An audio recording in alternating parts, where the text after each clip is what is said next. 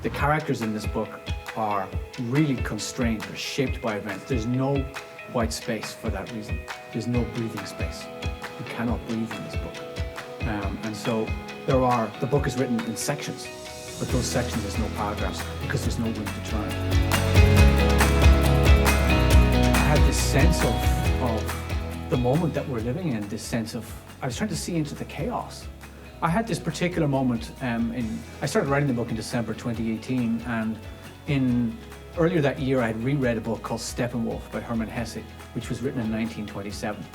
And in that book, I remember reading it in my early 20s, and in that book there's a passage where Harry Haller is looking out at Germany in 1927, and he's looking at the political chaos, this sort of sense of racism and xenophobia and just this fragmentation that's occurring.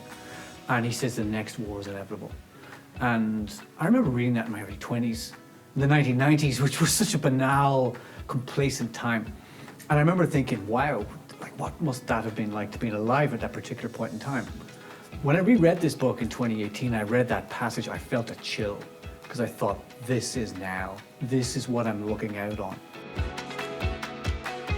And it's interesting when I was writing this book that I have these ideas, novelistic ideas about maybe I'll try this, and the book would just say no. Maybe I'll try that, the book would say no. That there was this line of truth in the book. And I realized that the very last line of the book is like a QED. That is something that I have to prove to be true.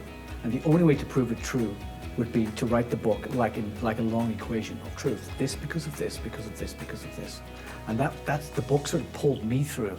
It sort of demanded from me it had its own logic. And so I just had to listen very carefully to that logic.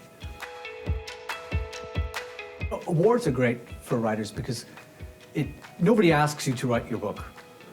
And you go into a room for 3 or 4 years and you're looking out a window, sometimes onto a rainy garden, and you're writing the damn thing. And meanwhile, the world goes on. And if you're a musician or an actor, or you're up on the stage and you get a round of applause every night. That's the feedback from the world. But when you're a writer, it's more difficult to get that kind of feedback. So awards are actually a bit of applause. They're sort of a pat on the back from the universe.